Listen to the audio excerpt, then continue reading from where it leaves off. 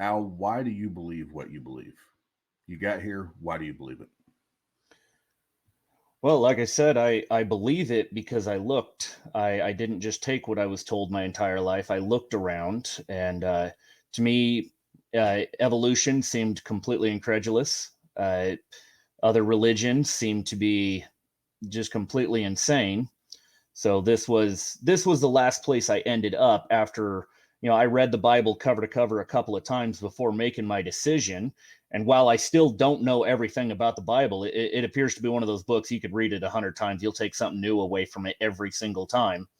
But based on the now 15 or 20 times I've read through the Bible, I believe this because of what I've read. But then you look at the world around you, and there are certain things that were in the Bible written 2,000 years ago that are coming true.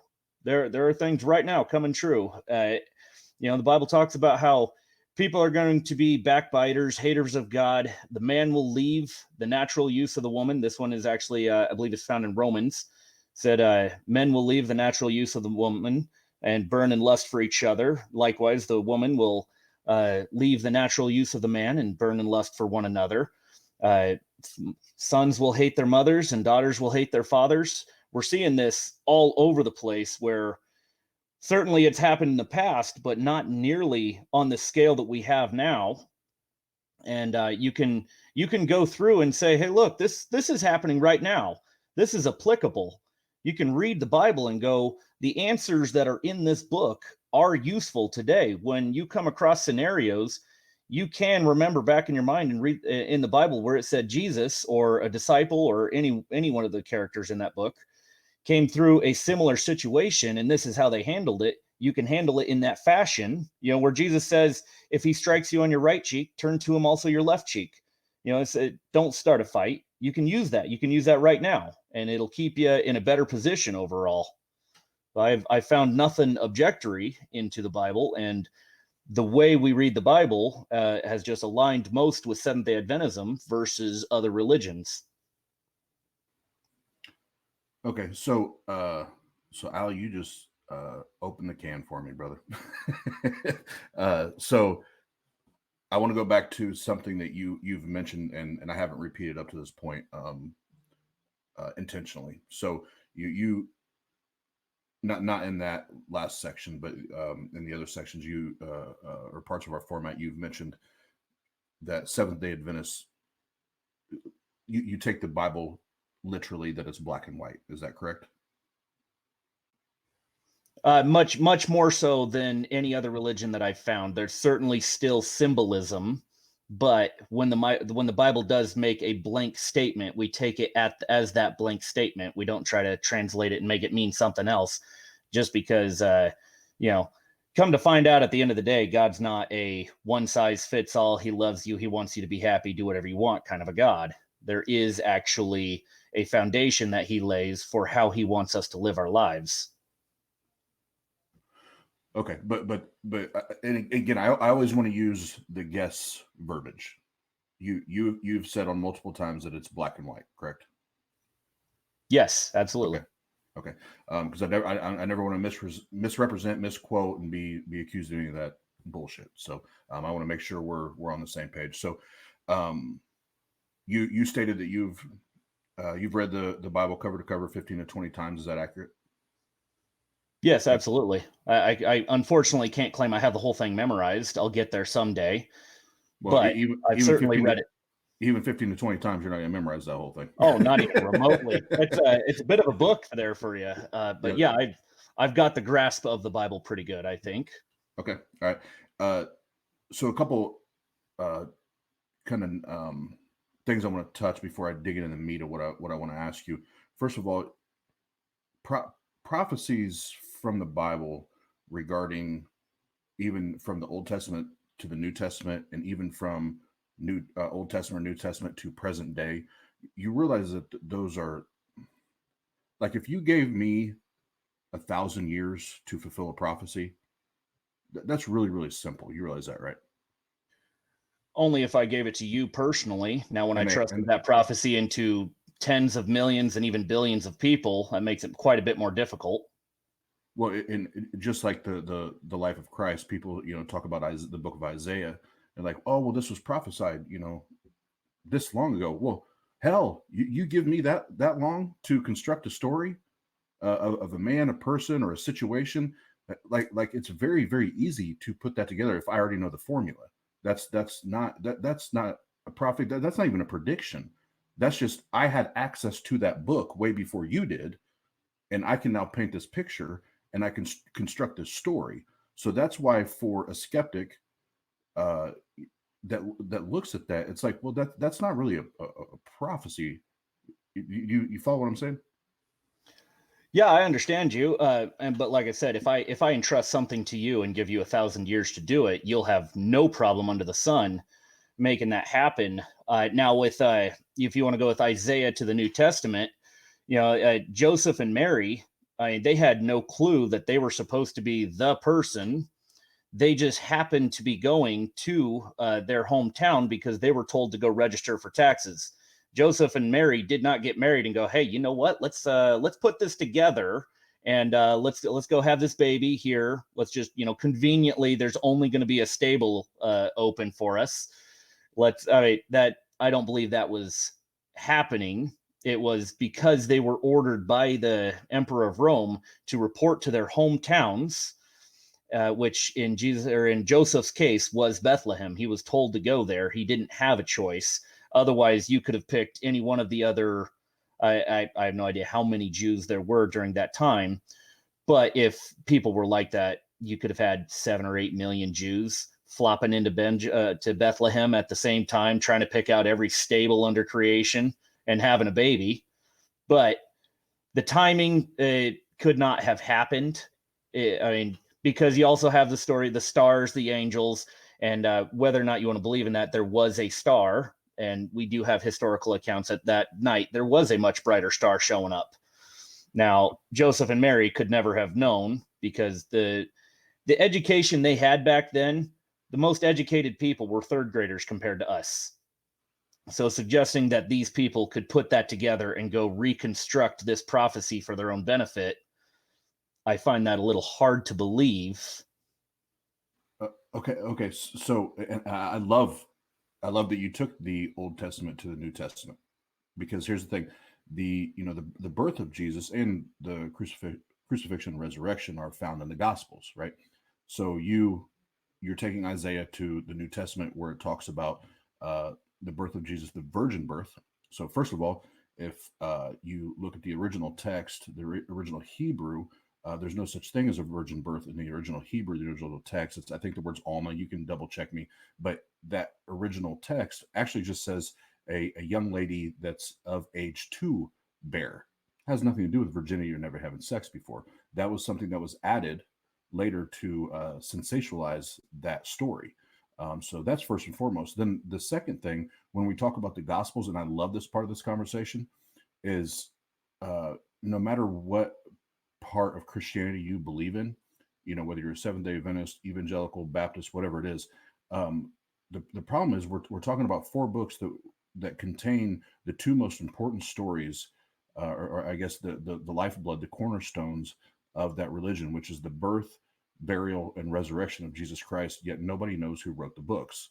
They call them first, uh, you know, uh, eyewitness accounts or firsthand accounts, but they weren't. They just simply weren't. And even Bible philosophers know and agree that that's not the case. So when we talk about prophecies and we take something from the Old Testament and we tie it to books in the New Testament that we don't even know the authors of those books, how is a skeptic or somebody that's never even heard about a religion, how does somebody buy into that? Like, how do you convince somebody that that is something that they should believe in? Well, we like I said, we do have historical accounts of these things happening. You can choose to not believe that it was Jesus Christ, the Son of God, coming to Bethlehem, but we do have accounts of someone being there. So historically, we know the person showed up. We know the act was done. We know somebody died on a cross. So from there, it takes faith, and that is something that we have. No different than someone in believing into mass evolution, where monkeys turn into people. We have faith that this is how it's said, and not everybody has this. This is certainly a Protestant version where we do believe in Jesus Christ, because the Jews are actually still waiting on him. They're still waiting on Jesus to show up. They don't accept the New Testament.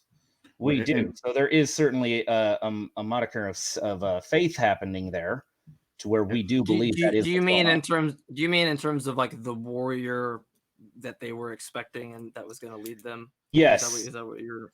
Yes, the Gotcha. Jews are still waiting on someone to conquer Rome. That's what I And was it's just wondering. very, That's what you're referring. yes, no, they're certainly, because he didn't fit what they thought, once again, people altering the Bible to fit their own picture. But because he didn't do what they believed, they decided that, what, this isn't the guy. We're going to keep waiting on him. Okay, and so you mentioned that there was a deed or action or something that took place as far as the birth in a manger. Um, you said that there was somebody that died on a cross, but you realize back in that day, like those were really out of the norm, Al. Like that wasn't. Those things are not extraordinary events back then. Like people died. The Romans loved to crucify people. Like what you're talking about was not an extraordinary event back then. And poor people having babies in crazy places was not extraordinary because most people were poor. And if they were to be aligned or compared to our level of intelligence today, they weren't the smartest people in the world. So to try to use that as a staple, that's still very broad. That would not convince me as somebody, as a skeptic, or that's searching to believe in something. That's not, if I'm doing my research on those times, that doesn't sell me anything. That stuff happened every day. So yes, people were certainly crucified on crosses. That was definitely a Roman thing. That's why I don't believe in carrying a crucifix or having one of those around my neck, because that's nothing more than a Roman crucifixion tool. What set that event apart was that there was thousands of Jews calling for this particular man's death for claiming to be the Son of God. You didn't have that with every other Tom and Jane who got hung by the Romans.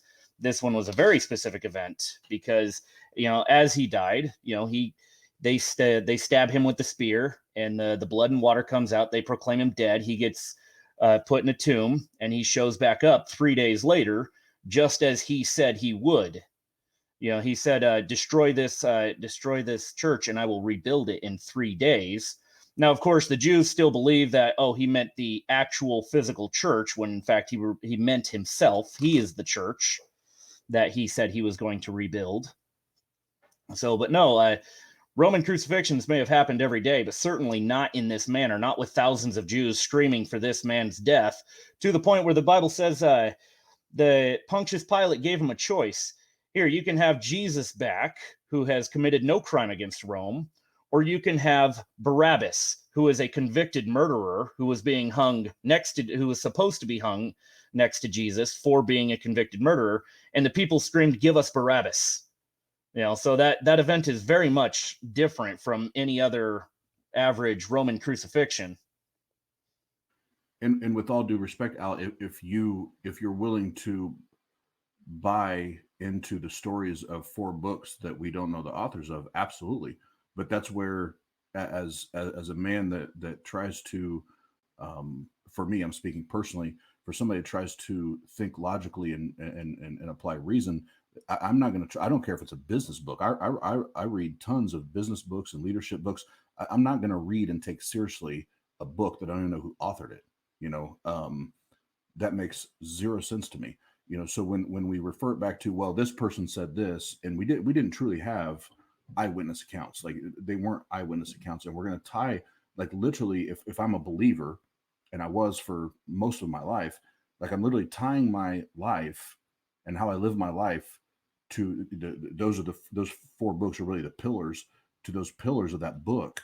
And I don't even know who authored them. That makes no sense to me. That's why I keep bringing that back to that topic, because it's cool that it says those things, and those are really, really cool stories, and that's why there's movies made out of them, because it is a really cool story. But we can't even do an author check. Like we don't even know who wrote the books. So how do we tell somebody that they should base their life off of this, and how they operate day to day when we don't even know who wrote the book? Well, quite simply, truth doesn't really matter who tells it. That's why everybody has such a problem with identity politics today, because they try to say, unless you fit category A, B, and C, what you say doesn't matter. And the truth is therefore void because we don't know you. We don't care what you believe. You don't fit category A, B, and C. So I would say, as far as telling people to live their life in a certain way based on those books, I'd like to see the disadvantage of living your life according to those books. As Seventh Day Adventist, we believe a lot of things like, tell me how worshiping God on the seventh day is bad. If there is no God, at the very least, I took a day off. I took a day for myself. I didn't subjugate myself to all the things I have to do for work. I didn't go through all the other hoops of life. I took one day for myself. So without a God, you still have a day to yourself. But with the God, we worship the guy who we give credit for building the place. As far as the other beliefs that we have on a dietary scale, a lot of the dietary things that we say, don't eat processed foods, don't eat all this other garbage that we're putting into stuff these days. Try to keep it clean, try to keep it organic. There's no downside to that. You will live a better, healthier life. We have certain guidelines about, we try not to listen to heavy death metal music because it doesn't really go along with our beliefs. But it's not so much that, oh, you're going to go to hell just because you're not doing exactly what we tell you to. It's, why would you fill your mind with all that stuff? There's no benefit to that, but there's no disadvantage to living a clean, healthy life, worshiping the guy that you give credit to making the universe. There's no action in the Bible that is encouraged that is destructive to yourself or to mankind as a whole. So on that scale, you'd have to show me where's the disadvantage. If I'm wrong, I still lived a very good life where I hurt nobody, or certainly nobody unless they posed a huge threat to me. And I've done nothing but better myself and those around me by living my lifestyle where I try to treat myself and those around me with the utmost respect and the utmost care. The Bible says very clearly, this is what you've done to the least of us, you've done to me.